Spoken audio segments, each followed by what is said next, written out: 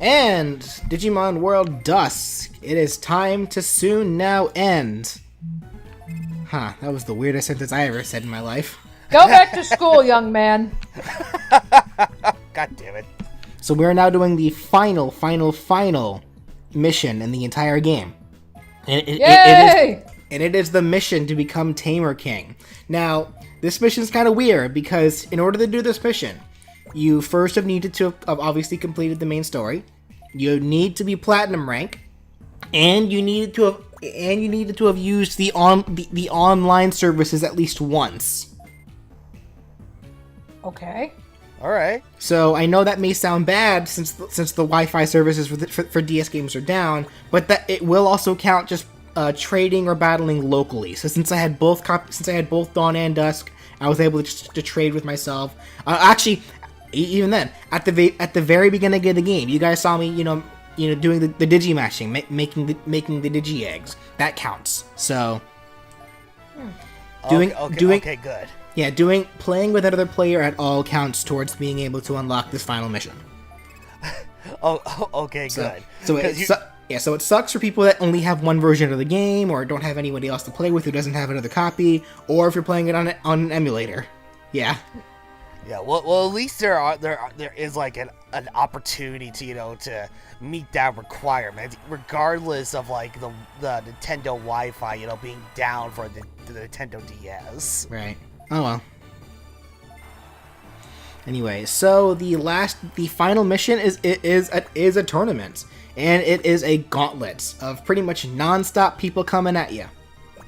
Okay, so these are like all the previous NPCs. Yes. Okay. Yeah. So our very first opponent. Actually, no. Sorry. The only person that we're fighting that we actually are familiar with is Ko, and this fight is only just to establish who is going to be representing the Union as a whole. Because this isn't just a tournament between the Union itself; it's a tournament across loads of different servers. So we're pretty much we're representing our server, our digital world, and then other people from different digital worlds are coming in to battle with us. Okay. So, and Ko is fighting us to see who will represent this server. So we're fighting for our right to represent. And Ko it will have, Apollomon, who is the mega form for for Coronamon, the Dawn starter. He has Shine Greymon, and then for some reason Champion level Angemon. See, Ko, this is why you fail. Did you? Like, you got two megas there. Why didn't you go all the way? You know what, actually, now that I think about it, I think when fighting in Dawn version, when you fight Sayo, she does have all megas, so I don't know what Ko's problem is. I just really like Angemon. They got enough kicks. And this is why you fail, Ko.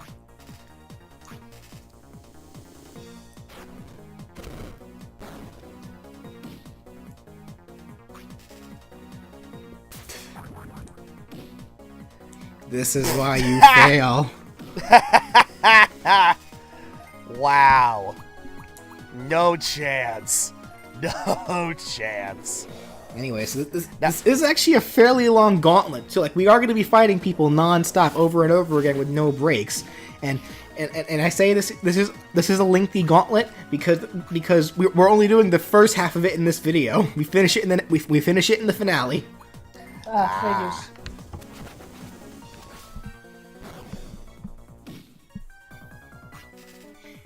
And again, this is also another reason why I needed to grind, because, well, for one thing, trying to get platinum rank right after beating the main story is going to be fucking hard to do, since, like I mentioned before, without grinding, beating Imperial Dramon Platinum for platinum rank is fucking hard.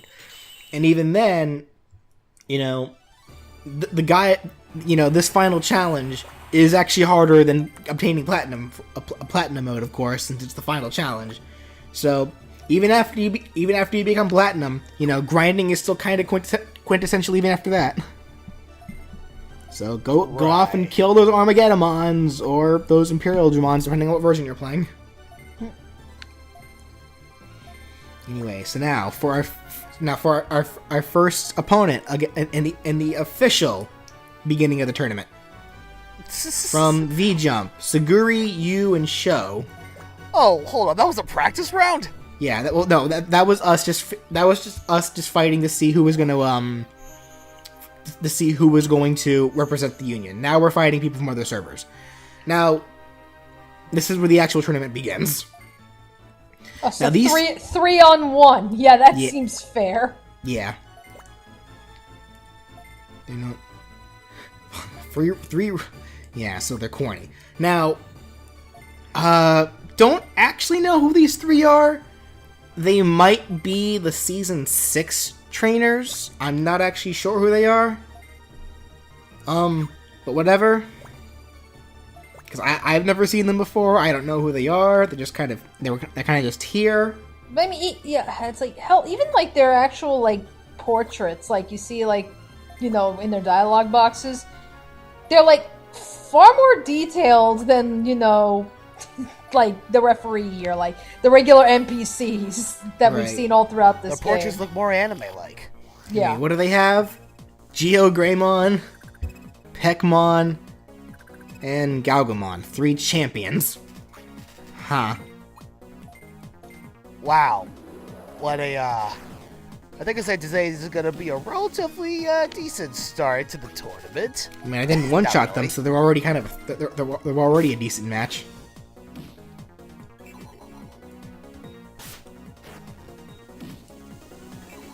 I'm sorry, did I say a decent match? No, I knew what you meant. It's pretty much what I was trying to get at from the get-go. I mean, they all didn't die immediately. They all at least got a hit on me. And they did more than 1 damage. But not enough. Huh.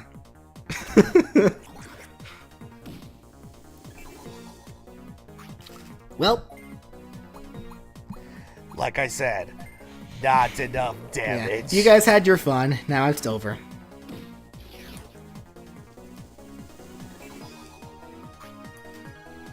You see what happened to your 2 buddies there, Geogreymon? That's exactly what's going to happen to you within the next turn or 2. By turn or 2, you mean immediately. Yep. Neat. And I still level up from that, so even though my stats are already kind of maxed out for the most part. Yeah, really. Burst counter, now pass.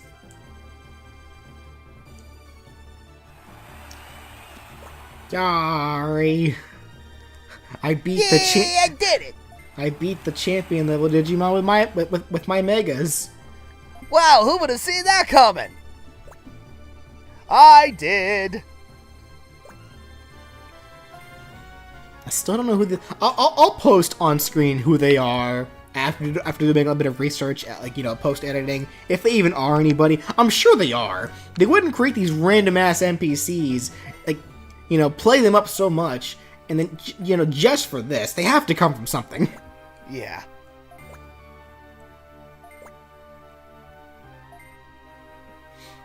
Especially considering how detailed they are. They clearly look like pro tags from something. Yes. Anyway, our next challengers.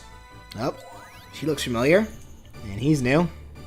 So you may not recognize her. I'm sorry, you may not recognize the little boy, but you might. You know what? You may not remember her. Yeah, Yoshino. She was actually in Digimon World DS. She was a part of the Data Squad. Okay. And then we have Crier. We have Crier, who's a Crier. I don't know. He confuses me. These are characters from Digimon Data Squad, Season 5 of Digimon. Oh. Like these are actually characters from the Season 5 show. And Yoshino at least she did show up in Digimon DS. Like, I did show off some of those missions. It was a while back, so I wouldn't be surprised if you two don't remember them now. Yeah. Yeah, they come in with Rosemon Burst Mode and Ravemon Burst Mode. Now, real quickly, I'm going to get something off my chest real quick here, about Cryer specifically, the little boy that was with him. Okay. Cryer's whole deal in the show was that he was a little boy who was brought along to the digital world by his parents, who were researchers who went there to investigate it. But something happened to the entire research faction that went there. They were all killed, and only Cryer, as an infant, was left there alone. You know, he was orphaned, but he was adopted by a Frigimon. Now, what I don't get is his accent. Cryer talks like like a stereotypical like jungle man. Like, oh, me, me like you. Like imagine like Tarzan when he was first learning how to speak. Okay. But that makes no fucking sense to me because he's surrounded by Digimon who don't fucking talk like that. They talk normally. So why would he pick up that kind of accent? Poor localization. No, they do that in the Japanese version too. Really? Yeah, like when subbed, like his dialogue, like his version of Japanese is very butchered. So it's like it was clearly intentional, but it doesn't make sense. He wasn't raised alone by animals. He was raised by intelligent beings who know how to speak who know how to speak the language properly. Oh, that is weird. Because usually, like, something like that, that's usually, like, that was, like, fairly common what we saw with, like, kids animes, like 4Kids and stuff. They'll just, like, randomly decide, okay, we're gonna give this character an accent or something, like, I guess for kicks, let's make the character stand out a little bit more, even if it makes no goddamn sense. What was the name of the jungle boy in Final Fantasy VI? What was his name? Gao. Like, he spoke with a weird, like, jungle boy accent, but that makes sense. He actually did grow up by himself in the wild. Yeah. So that kind of idea makes sense. But for Cryer, it doesn't make sense. It really doesn't. Like, we'll get into, after I destroy his Ravemon here, we'll get into the hint at how he's speaking. Like, just pay close attention to how he talks, and you'll see what I mean. Okay. After battle, Cryer will teach you about astronomy. Winner, Spiffo of the Union. Winner of Expedition number 2 is our one and only Spiffo. Nice going, Spiffo. Good job, Spiffo. Spiffo, you did great, Spiffo. Fuck the other guys. Oh no, my dumplings. You strong, me get stronger too. Like, why are you talking like that? Be improved by English.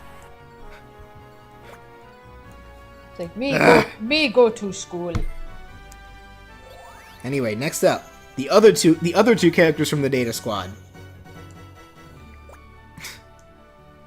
Hey. We have Thomas and shit. What was your name? The brown-haired kid. He's the main character of Data Squad. I completely forgot his fucking. Well, Lord, Marcus. I got it right. Yes. Yeah. It's like, the protagonist. Yeah. He's only the main character. Yeah, the guy who actually also has an Agumon. Like, his partner is Agumon. This was the season that introduced Geo Greymon, and like Shine Greymon and all that. The new versions of the Greymon line that Agumon can become, aside from normal Greymon and Metal Greymon and such. But regardless, now this is also kind of dumb because it's like and this is actually a translation thing, because like I said before, and for those of you who made it remember, yeah, so Marcus, Thomas, and Yoshino all appeared in Digimon World DS. They were there, in optional side missions. You can encounter them then, and yeah, like you'll meet them, you'll help them out here and there. But the thing is, in Digimon World DS, they all went by their Japanese names. So then Digimon World Dawn and Dusk come out after Digimon Data Squad is localized, and then they're given their English names. So it's like, Oh, that's awkward. Yeah, I mean, in a way, I get what they're doing. Like, let's try and not confuse the kids. But it's like, yeah, when you set yourself up like that, and it's like, God forbid you run into, like, the one kid that actually keeps up with, like, continuity, and they're like, wait a minute, why is this character's name different now? Well, actually, I mean, Yoshino, the girl who had Rosemon, like, her name stayed the same no matter what. Like, Japanese and English, she's still called Yoshino. But it was Marcus and Thomas who had their names changed, I never understood why animes do that. Like, Yu-Gi-Oh! Why keep Yugi? Why keep Seto Kaiba? Keep Marek, keep Bakura, but every other character, let's change their names. Let's give them white people names. That's where it's like, why keep some but change everybody else? I never understood that. Where it's like, you can't even argue like main character status or anything, because I mean that's like, it's like again, like look at like freaking Bakura. Bakura kept his Japanese name, and he's not even a main goddamn character. But Joey, nope. No, Jonoji, nope, we can't have that. We gotta change him to Joey. Even though he is, like, one of the 3 main characters. Oh, well. I mean, I guess, like, we mentioned this before with Digimon. Digimon is weird when it comes to translation with names. Like, the human names are one thing, but yeah, like, as we talked about before, the Digimon names are kind of sporadic throughout the different series of shows and games and such. Like, like how we talked about with the Cherubimon, Kirpimon thing, Omnimon, Omegamon, Kumamon, Bearmon, like, all that bullshit. Like, it's never consistent. Now, my only thing is that it's so hard for me to really find it that big a deal, because it's like I said before, every Digimon series, for the most part, are separate universes, so maybe they can use that as an excuse. But I have a very, very large feeling that's probably not actually their excuse. It probably is actually just some localization issues. Right. It's like, again, I don't understand why... And, like, you see this in kids' anime, that's like, like Pokemon, Digimon, Yu-Gi-Oh! Like, shows that are clearly meant for kids. I never understood why keep some names... but then change others. It's like, either keep them all the same or change them all. Right. Yeah. Oh well. Well, with that said, we are going to finish this tournament in the next part, and on top of that, we're also going to be finishing the game in the next part. Next part is the finale. We will see you all then. Yay!